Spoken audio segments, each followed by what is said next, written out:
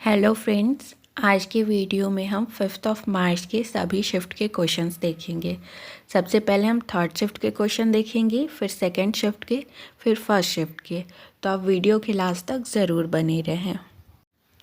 Question number first है, Union Public service Commission of India has been establish under which article.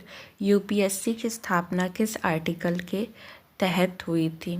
Correct answer है article 315। The UPSC is constitutional body. UPSC एक संवैधानिक निकाय है which establish under part 14 chapter 2 of the Constitution of India, जो भारत के संविधान के अध्याय 2 के भाग 14वें के तहत स्थापित है। The UPSC is responsible for conducting examination for the selection of various Group A and Group B services of the Government of India। UPSC Bharat सरकार के विभिन्न समूह ए और बी सेवाओं के लिए उम्मीदवारों के चयन के लिए परीक्षा आयोजित करने के लिए जिम्मेदार है। The UPSC is one of the few institutions that function with both autonomy and freedom। UPSC उन कुछ संस्थानों में से हैं जो एक स्वायत्तता और स्वतंत्रता दोनों के साथ कार्य करता है। The UPSC was established on October 1, 1926 as the Public Service Commission। 1 अक्टूबर 1926 को लोक सेवा आयोग के रूप में स्थापित किया गया था यूपीएससी को। The government of India act 1935 reconstituted it as the federal public service commission. Bharat सरकार अधिनियम 1935 ने इसे संघीय लोक सेवा आयोग के रूप में पुनर्गठित किया था। After India's independence, it was renamed as the Union Public Service Commission। Bharat की स्वतंत्रता के बाद इसका नाम बदलकर संघ लोक सेवा आयोग कर दिया गया। It was given constitutional status under the Constitution of India on January 26, 1950। 26 जनवरी 1950 को भारत के संविधान के तहत संवैधानिक दर्जा दिया गया था यूपीएससी को। What is the estimated growth rate of Indian economy in the financial year 2024-25? 2024-25 में estimated growth rate क्या रखा गया था? करेक्ट आंसर है 6.5%। The growth rate in real GDP during 2024-25 is estimated at 6.5% as compared to 9.2% in 23-24। When did Narendra Modi take oath as PM for the third time in 2024? 2024 में तीसरी बार मुख्यमंत्री नरेंद्र मोदी कब बने थे? करेक्ट आंसर है 9 जून 2024 को। Under which article of the constitution is the prime minister the head of council of minister? किस अनुच्छेद के तहत प्राइम मिनिस्टर जो है वो head of council of minister बन जाता है? करेक्ट आंसर है article 74। The prime minister provides advice to the president who act in accordings with that advice. मुख्यमंत्री राष्ट्रपति को सुझाव सलाह प्रदान करता है और वो उसके अकॉर्डिंग प्रेसिडेंट उनके अकॉर्डिंग ही एक्ट करते हैं। The president appoints the prime minister and then appoints other minister based on the prime minister advice. President जो होते हैं वो प्राइम मिनिस्टर को अपॉइंट करते हैं, बट अदर जो मिनिस्टर होते हैं उनको अपॉइंट किया जाता है प्राइम मिनिस्टर के एडवाइस के अनुसार। The council of minister is also responsible to the Lok Sabha. मंत्रिपरिषद जो होते हैं वो भी लोकसभा के लिए जिम्मेदार होते हैं। Clause 2 of article 74 state that court can not inquire into whether the minister provided advice to the president. 74 के क्लॉज 2 में कहा गया है कि अदालतें इस बारे में पूछताछ नहीं कर सकती हैं कि मंत्रियों ने राष्ट्रपति को सलाह दी कि क्या किया। Who was sworn in as the Chief Minister of Andhra Pradesh in 2024? 2024 में आंध्र प्रदेश के मुख्यमंत्री बने N Chandrababu Naidu. Scholarship scheme was started for a student studying which subject in UP? UP में किस सब्जेक्ट के लिए स्कॉलरशिप स्टार्ट की गई? करेक्ट आंसर है संस्कृत सब्जेक्ट के लिए। The eighth schedule of the Indian Constitution is related to which of the following? Correct answer, the officially recognized language of India. Language को ऑफिशियली रिकॉग्नाइज करने के लिए एट शेड्यूल रिलेटेड है. Promotes linguistic diversity by recognise various language spoken across the country. देश भर में बोले जाने वाली विभिन्न भाषाओं को पहचान कर भाषाई विविधता को बढ़ावा देना ये एट शेड्यूल में है. Number of languages, currently there are 22 languages included in 8th schedule. Example of language like Assamese, Bengali, Gujarati, Hindi, Kannada, Kashmiri, Malayalam, Marathi, Punjabi, Tamil, Telugu, Urdu, etc. ये सब 22 ऑफिशियल लैंग्वेजेस हैं. Plant absorbs sunlight through a pigment called, correct answer है chlorophyll. Chlorophyll is a green pigment found in plant that captures solar energy and convert it into chemical energy during the process of photosynthesis. Chlorophyll पौधों में पाया जाने वाला एक हरा वर्णक है जो सौर ऊर्जा को पकड़ता है और प्रकाश संश्लेषण की प्रक्रिया के दौरान इसे रासायनिक ऊर्जा में परिवर्तित करता है. In which year the East India Company was completely abolished and the British government gained complete control over India. किस साल ईस्ट इंडिया कंपनी पूरी तरह से ख़त्म हो चुकी थी और ब्रिटिश गवर्नमेंट यानी ब्रिटिश क्राउन ने कंट्रोल पा लिया था. करेक्ट आंसर है 1858 में. Who does translation of Mahabharata into Persian? Mahabharat को पर्शियन में किसने ट्रांसलेट किया था? करेक्ट आंसर है Faizi and Abdul al Qadir Badayuni. Abd al Qadir Badayuni was an Indian historian, writer and translated who lived during the Mughal Empire.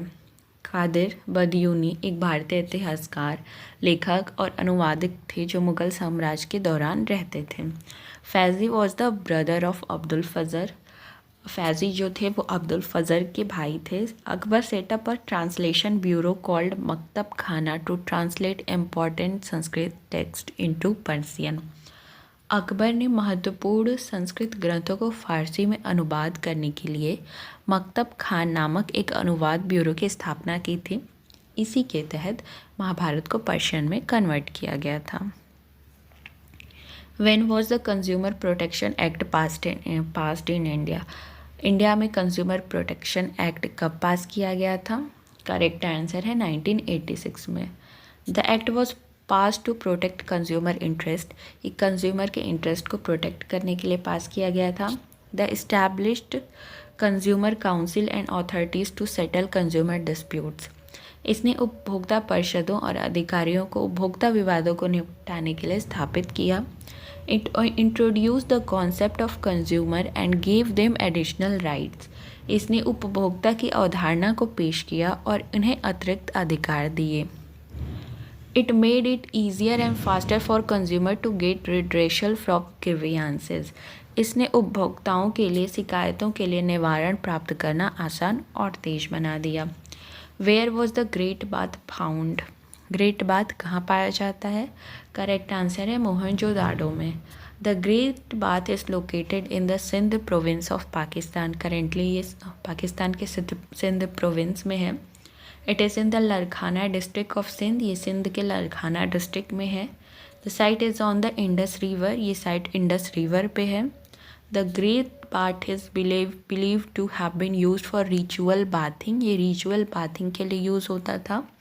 It had side rooms for changing clothes. वहाँ पे side room होते थे क्लॉथ को चेंज करने के लिए. Which is the area with less than 20 centimetre rainfall in a year. कौन सा ऐसा एरिया है जहाँ पे 50 सेंटीमीटर से कम वर्षा होती है? करेक्ट आंसर है Rajasthan. Western Rajasthan other prominent area with very low rainfall including cities like Jaisalmer. बहुत कम वर्षा के साथ एक और प्रमुख क्षेत्र है जैसे जैसलमेर शहर. Northern part of Kashmir. The region also fall under the category of low rainfall. यह क्षेत्र कम वर्षा क्षेत्रों की श्रेणी में आता है. Deccan प्लेटू, part of the Deccan प्लेटू experience less than 50 centimetre of rainfall. Deccan पठार के कुछ हिस्सों में 50 सेमी से कम वर्षा का अनुभव होता है। यहाँ से हम सेकेंड शिफ्ट का क्वेश्चन देखेंगे। Which state of India is the largest producer of cotton? Bharat का कौन सा प्रदेश सबसे बड़ा प्रोड्यूसर है कॉटन का? करेक्ट आंसर है Maharashtra. The largest rice producing state in India is West Bengal. West Bengal में सबसे ज़्यादा राइस प्रोड्यूस होता है। The largest wheat producing state is Uttar Pradesh. Uttar Pradesh में सबसे ज़्यादा गेहूँ प्रोड्यूस होता है। The largest rapeseed and mustard producing state in India is Rajasthan. Rajasthan में सबसे ज़्यादा सरसों प्रोड्यूस होता है। The largest sugar producing state in India is Maharashtra. Maharashtra में सबसे ज़्यादा शुगर प्रोड्यूस होता है। The largest pulse producing state in India is Madhya Pradesh. Madhya Pradesh में सबसे ज़्यादा दाल प्रोड्यूस होता है। The largest jute producing state in India is West Bengal. West Bengal में सबसे ज़्यादा जूट प्रोड्यूस होता है। Who among these was the first woman cabinet minister of independent India? स्वतंत्र भारत की पहली महिला कैबिनेट मिनिस्टर कौन थी? करेक्ट आंसर है Rajkumari Amrit Kaur. She was the first women to hold cabinet rank serving for 10 years. वह 10 साल तक सेवा देने वाली कैबिनेट रैंक की पहली महिला थी। In January 1949, she was appointed a Dame of the Order of St. John. She was assigned the Ministry of Health. जनवरी 1949 में उन्हें सेंट जॉन्स के आदेश का एक डेम नियुक्त किया गया और उन्हें स्वास्थ्य मंत्रालय सौंप दिया गया। नेक्स्ट क्वेश्चन है what was the India's rank in the global innovation index 2024? India का रैंक ग्लोबल इनोवेशन इंडेक्स 2024 में 39th था। Gandhi Irwin pact is also known as what? Gandhi Irwin को और किस नाम से जाना जाता है? करेक्ट आंसर है Delhi pact. The Gandhi Irwin pact also known as Delhi pact was an agreement signed in 1931 between Mahatma Gandhi and Viceroy of India Lord Irwin. Gandhi Irwin समझौता, जो दिल्ली संधि के रूप में भी जाना जाता है, 1931 में महात्मा गांधी और भारत के तत्कालीन वायसराय लॉर्ड इरविन के बीच एक समझौता किया गया था। The pact aimed to end civil disobedience movement and secure Congress participation in the second round table conference. संधि का उद्देश्य सविनय अवज्ञा आंदोलन को समाप्त करना और दूसरे राउंड टेबल कॉन्फ्रेंस में कांग्रेस की भागीदारी को सुरक्षित करना था। Which city is known as the Silicon Valley of India? ये बहुत ही ईजी क्वेश्चन था। Bengaluru. Between which two rivers is the Ganga plain spread? किन दो रिवर के बीच गंगा प्लेन स्प्रेड होती है? करेक्ट आंसर है Ghaghara and Teesta. State in the Ganga plain. Ganga plain किन किन स्टेटों में है? Haryana, Delhi, Uttar Pradesh, Bihar, some parts of Jharkhand and West Bengal. The Ganga river is the primary river flowing through the plain. Ganga नदी इस मैदान में बहने वाली प्राथमिक नदी है। What does the 7th part of the Constitution relate to? 7वां पार्ट संविधान का किससे संबंधित है? करेक्ट आंसर है फर्स्ट शेड्यूल से। The 7th schedule defines the division of responsibilities between the union and state government. 7वीं अनुसूची संघ और राज्य सरकारों के बीच जिम्मेदारियों के विभाजन को परिभाषित करती है। It highlights the distinct role that each level of government plays in governance. यह उन विशिष्ट भूमिकाओं पर प्रकाश डालता है जो सरकार का प्रत्येक स्तर शासन में निभाता है। Who led Ludhiana in 1857? 1857 की क्रांति में लुधियाना से नेतृत्व किसने किया था? करेक्ट आंसर है मौलाना शाह अब्दुल कादिर लुधियानवी ने। He was the first to lead a rebellion in Eastern Punjab against the British.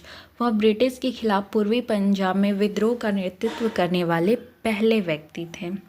He issued a fatwa to take up arms against the British East India company. उन्होंने ब्रिटिश ईस्ट इंडिया कंपनी के खिलाफ हथियार उठाने के लिए एक फतवा जारी किया था। He gathered a large fighting force that include Hindus, Muslim and Sikh. उन्होंने एक बड़ी बल इकट्ठा किया जिसमें हिंदू, सिख, मुस्लिम सभी शामिल थे। He drove the British out of Ludhiana and Panipat. इन्होंने ब्रिटिशों को लुधियाना और पानीपत से बाहर निकाल दिया था। He led his forces to Delhi to support the Mughal emperor Bahadur Shah Zafar. उन्होंने मुगल सम्राट बहादुर शाह जफर का समर्थन करने के लिए अपनी सेनाओं का नेतृत्व किया था। He fought alongside thousands of others at Chandni Chowk in Delhi in 1857। उन्होंने 1857 में दिल्ली में चांदनी चौक में 1000 अन्य लोगों के साथ लड़ाई लड़ी। Which of the following is the composition of Tulsidas ji? Option के हिसाब से तुलसीदास जी का कॉम्पोजिशन पूछा था जो कि विनय पत्रिका था। तुलसीदास 1511 से लेकर 1623 तक was an Indian writer who wrote many works. एक भारतीय लेखक थे जिन्होंने कई काम लिखे जैसे कि Ramcharitmanas, Hanuman Chalisa, Vinay Patrika. His composition are known for their devotion to Sanatan Dharma and Indian ideology. उनकी रचनाएं सनातन धर्म और भारत के प्रति उनकी भक्ति के लिए जानी जाती थी। In which of the following state of India is Pulicat lake located? Bharat के किस राज्य में पुलिकट लेक लोकेटेड है? करेक्ट आंसर है आंध्र प्रदेश में। Who is the governor of Reserve Bank of India as of 2024? 2024 से भारत के RBI का गवर्नर कौन है? करेक्ट आंसर है Sanjay Malhotra. When did Pratibha Patil become the president? Pratibha Patil president कब बनी थी? करेक्ट आंसर है ऑन 19 जुलाई 2007। सागा दावा is a festival of which state?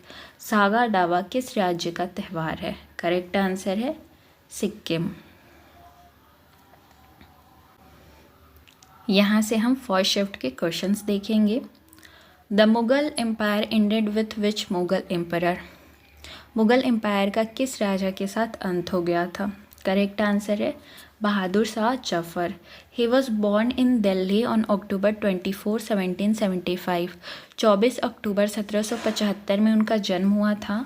He was a poet, musician and calligrapher.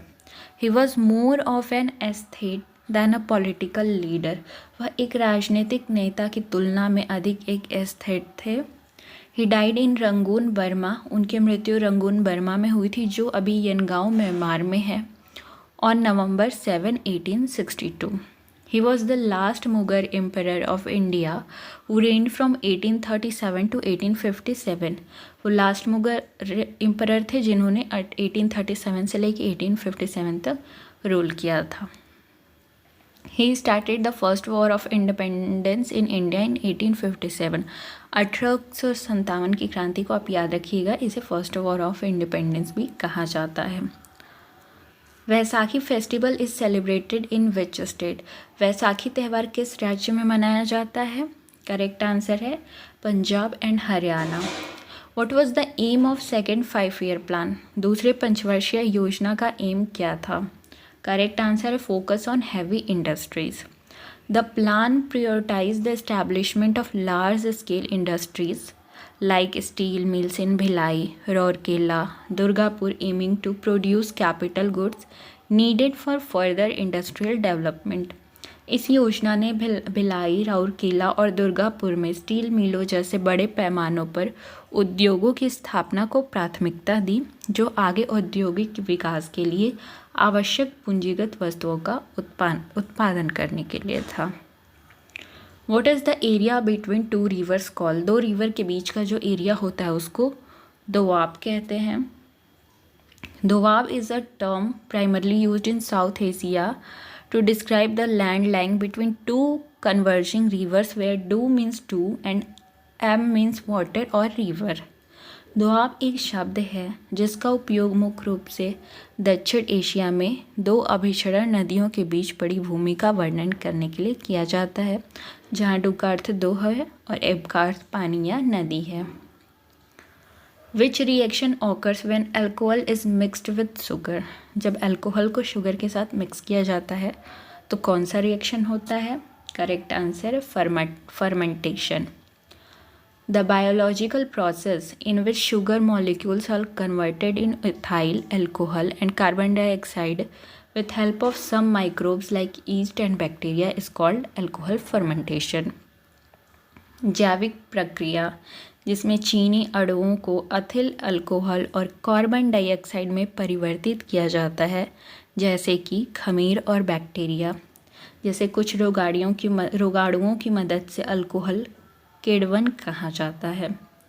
It is an anaerobic process, it occurs in the absence of oxygen. यह एक anaerobic प्रक्रिया है, यानी यह oxygen की अनुपस्थिति में होता है। The process is governed by the enzyme alcohol डिहाइड्रोन्स।